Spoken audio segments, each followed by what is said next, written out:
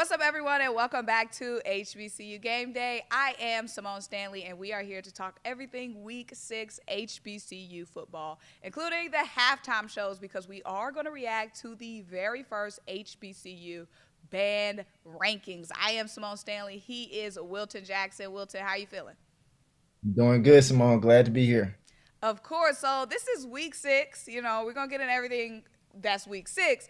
But this is also the 1 year anniversary of one of the biggest moments in HBCU football. Can you take a guess on what that is? Simone, it's got to be the he ain't swag moment. I'm living on the shoulders of the SWAC. He ain't SWAC. I'm SWAC. He ain't SWAC. The Who He ain't is swag. SWAC? If I ain't SWAC, baby. Wilton, I feel like that's like an iconic moment now in HBCU culture. Do you feel that way? Absolutely. Do you remember what happened? I remember getting up that Monday before, or maybe it might have been before the SWAC media call, or maybe after the SWAC media call. I think it was afterwards. And when they had put a song to that, a compilation of a song of He Ain't SWAC, and different clips of Dion, his son, players dancing, all I could do was holler because it was so funny. I was like, is this real? Is this really real? They took a whole moment that happened on the field and made a complete song. I mean, I fell out laughing when I saw that. As Dion would say, they took a moment and made it into a movement. And the biggest thing that was so funny to me was the way that everyone in the stands on that, I think it was 2 weeks later, was on one accord with the Who is SWAC, baby? Because Dion dropped that remix, but everybody's not on social media, but it seemed like all the Jackson State people was caught up to what they should do. And Dion had the whole crowd singing Who is SWAC, baby, if I ain't SWAC. Do you think Eddie Robinson Jr. expected that movement that came after that one moment? When he did in the moment, probably not. But if he's smart, he probably thought to himself, he didn't think to himself. But at the same time, you have to know who Deion Sanders is. This is a guy who markets everything. Even if the way he may get out of a bed or walk to a sideline, it could be marketed depending on what he's saying. So it's just you have to always think that with him, anything can be said and can be turned into essentially a moment. And it could go viral at any point in time. So the biggest thing for me when it comes to Eddie Robinson Jr., I love how he stood on business with it, though. He said what he said. Yeah.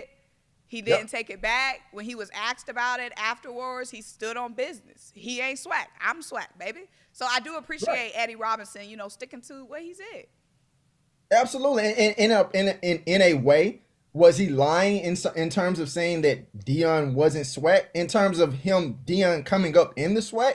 No, he wasn't SWAC. But at the same time of him being a coach in the SWAC, I just think that more so than anything, Coach Robinson just didn't like the fact of the way that Dion had reacted and coming into the stadium and all of that of what we know now to be the interchange between the two. But at the end of the day, when with all roles aside, Dion's now in Colorado in the Pac-12, so we know he's not SWAC now.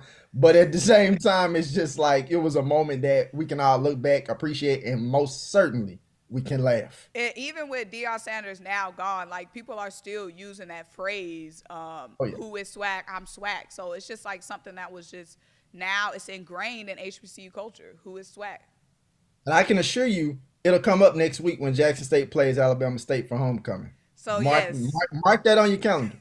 That'll be a big storyline for Week 7, the rematch of the game. But let's talk a little Week 6. And we did get some HBCU band rankings. So for the first year, ESPN is having a national HBCU band champion. There'll be a D2 champion, a D2 NAIA champion. And there'll be a Division I champion. The game will be held the night before the Celebration Bowl. Those top two bands from each division will go head to head, and a champion will be crowned. There have been showcases. There have been band showcases, but this will be a definitive champion that's crowned. So folks are really excited about this, and we got our first top 15 rankings, Wilton, and you had a couple of reactions to that. I did. So specifically more so with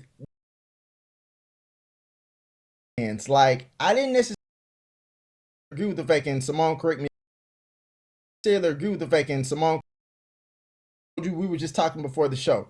When I listen to Southern's band, I think I'm listening to a song played on the radio. Like a good example that I shared with you is when I was there at Southern in 2018 when they played Jackson State. And they played No Bystanders by Travis Scott. And I promise you, it sounded like it just came off the radio. And I was like, this is crazy. And that's not discrediting anything Jackson State did because both bands performed well. But that song specifically, I was like, it just blew my mind. So Southern being number one, I was okay with.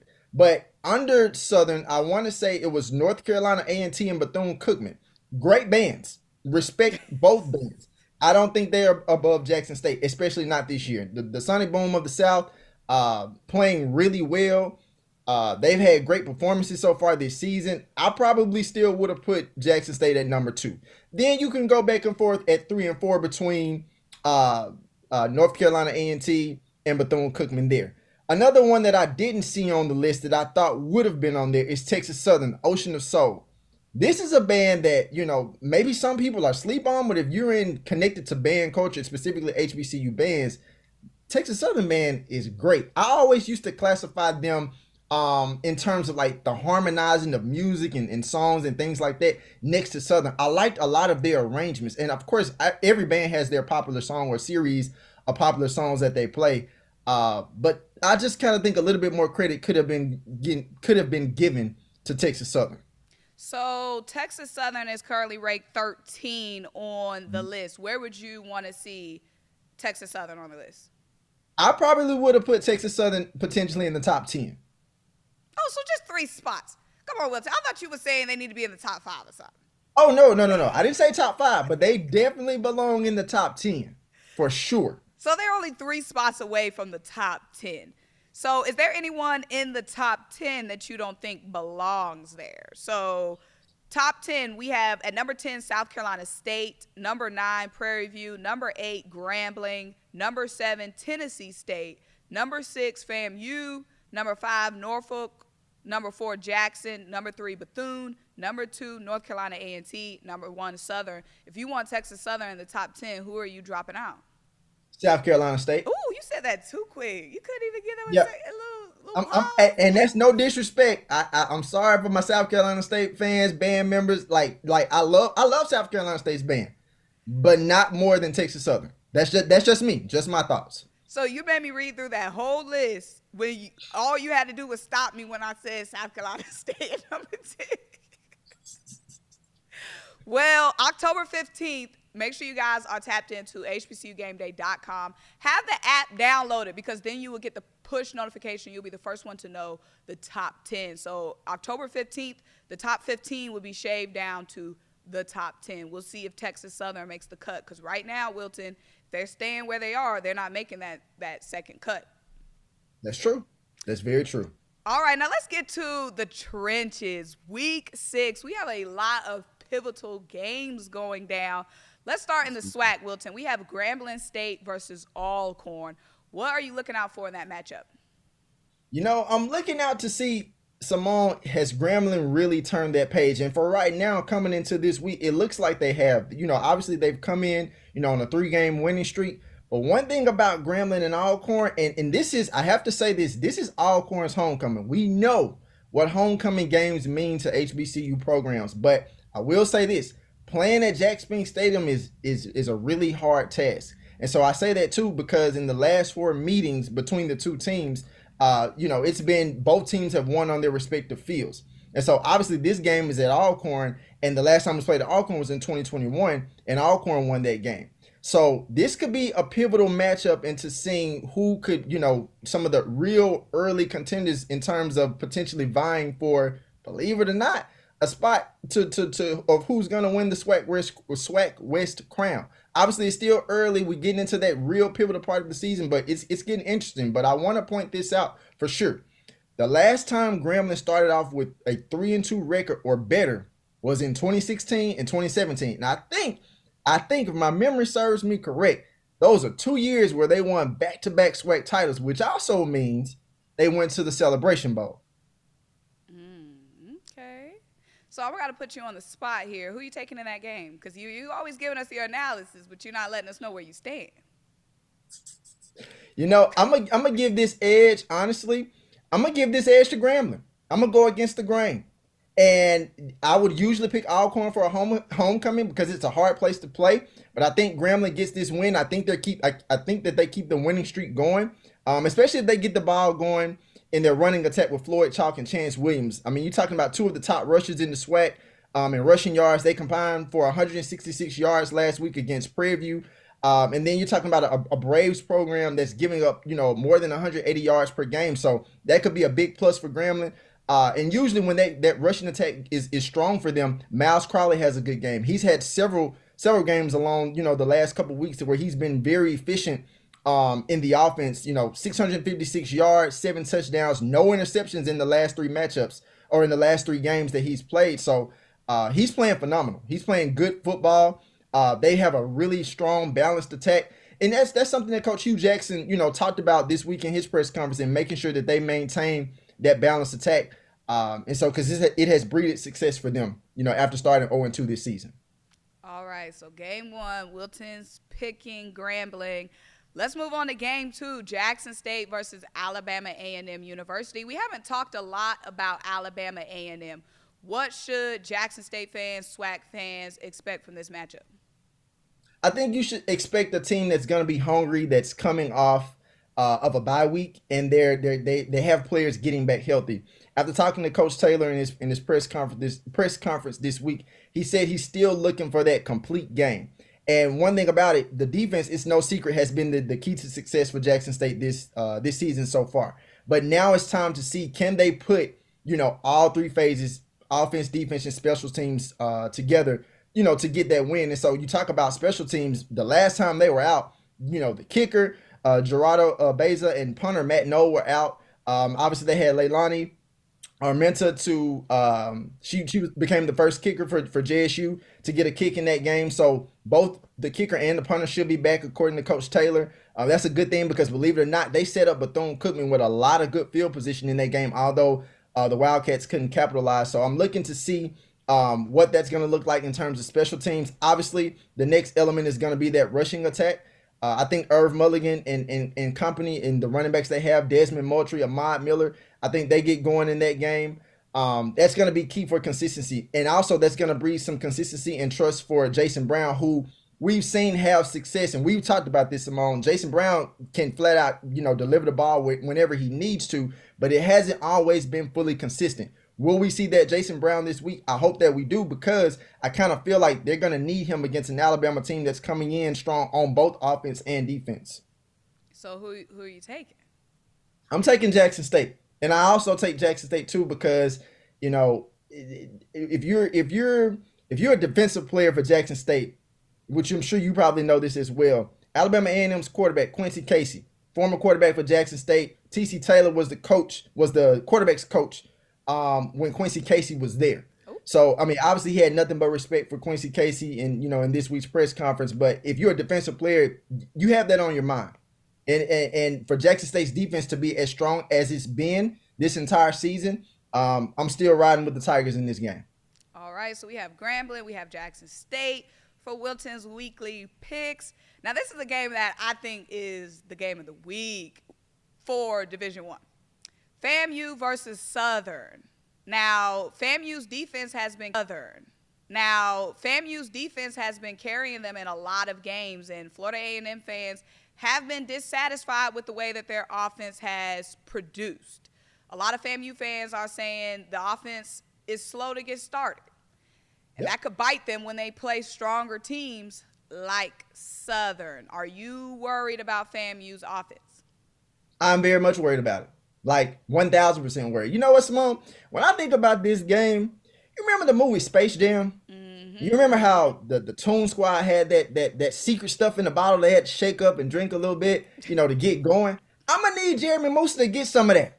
Like, real quick, get some of whatever this secret stuff is that when you get down to A.W. Mumford Stadium in Scotlandville, Louisiana, one of the craziest places to play in college football, I'm going to need you to be juked up on the secret stuff so that you can get going early in the game, because you have all of the talent around you. Strong wide receivers, good running backs. I mean, he's set up for success. And not only that, your coach, phenomenal coach. Willie Simmons, a lot of respect for him. He's supporting you.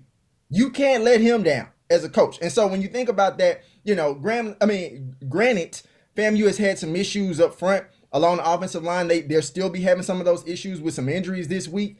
But I think there's no reason that Jeremy Musa can't come out and deliver in a game where he needs to deliver for FAMU and attempt to put together this full, complete game that Simmons and Rattler fans are really wanting. And I think the way he gets that done too is, FAMU getting back to that running game. Last week they didn't have the strongest outing, but I know in the second half they had a big return on the running game, more so from Leland Wilhoit. He was one of their more consistent rushers last week. So I'm looking to see what he does. But like even beyond him, you have a Terrell Jennings, you have a Kelvin Dean, you have Jacquez Yent. All these rushers have shown us throughout the season they can get going at any point in time. So I want to see, if that rushing attack can also help Musa feel more comfortable in the first half of the game and obviously to continue in the second half. So if Southern wins this game, what's going to be the narrative? You think it's going to be some overreactions going on, or do you think the reactions, which we know we're going to hear, are valid? I think if Southern wins this game, I think it's a testament to the fact that, number one, their defense is real, which right now we know that the defense is real. But then, two, it's always a case of like Southern in these slower starts and Eric Dooley, that he might, like just a couple weeks ago, Symone, we were just saying how Southern fans were trying to maybe put a petition together to get Dooley fired or let go or sit out. Like now, if he wins this game, positions himself, with another win against a quality opponent in the SWAC and gives FAMU technically his first conference loss, not his first division loss though. That's a big deal. That puts them in a really good position. Obviously a lot more confidence to continue on throughout the season. So who are you taking in this one? I'm taking FAMU. Playing it safe, I see. Can't go bold on every game. You haven't gone bold on one game. Yes, I have. Grambling is bold, riding a 3-game win streak. These picks are giving real safe, Wilton. Alcorn, I don't typically pick against Alcorn playing at Jack Spink Stadium. All right. So let's move on to the MEAC. We have North Carolina Central, another team who is a heavy favorite to represent in the Celebration Bowl, going against Elon. Now, Wilton, I'm from North Carolina, okay? You are. I keep hearing people talk about Elon this, like surrounding the Central game, like Elon this, Elon fans. I've never seen an Elon fan in my life. And that's no disrespect, but I'm like, now all of a sudden they got this big culture going on at Elon. Like, I didn't even know Elon had a football team. Yeah, no, they do. They have a football team. It's in the CAA, the Colonial Athletic Conference. But I don't think that any of that is gonna matter per se, what conference they play in or if their fans are, they have a certain culture. Because one thing we know, they might have a culture, but North Carolina Central has a culture, and they also have a culture of one that does not give up, and it's relentless. You talking about North Carolina Central team, obviously led by Davius Richard. He can hurt you with his legs. He can hurt you with his arm. And talk about the play of like the running back Latrell Collier, Mookie Collier. Like he's the reason they come back and get that win against Campbell in overtime. So I'm hoping to see Central start fast versus getting into an early deficit, because this is not an Elon team that's a subpar team. Right now they're tops their division in most categories. They're a very physical team too. So you're gonna see a lot of shades of what you saw from a Campbell team in Elon, and so it would definitely help to see North Carolina Central come out strong. And also because they are a physical team, defensively, I'm ready to see. And it's no surprise, Trey Oliver, great coach. He has a strong defense. Those defensive players that he have, Jaden Flaker, Cole Jones, Jason Chambers, Jaden Taylor, Kendrick DeJour, you're on the clock. You got to step up. It's time to play. Got to step up this week. Ooh, you said that with your chest. All right. You calling a lot of players out week 6. So we talked about FAMU's offense, being an Achilles heel. Do you think Central's defense is an Achilles heel, though? Because we saw them, they had a shootout in the Celebration Bowl. They had a shootout against Campbell. if it is FAMU Central, we know that defense usually rises to the top. That's true. It is. And so right now, I don't want to necessarily say it's their Achilles heel, but I definitely think that, because when I think of an Achilles heel, I think of a major, major weakness. And I don't think that for North Carolina Central, it's a major weakness for them. It's almost kind of like they have a defense that's bend but don't break. It would be an Achilles heel if it was broke, in my opinion. And so they've found a way, to, like I said, even just look at what they did last week. They gave up 30 plus points in the first half, but then in the second half, including overtime, they only gave up 13. So they know when to cut it on and cut it off. It's just a matter of cutting it on for an entire game.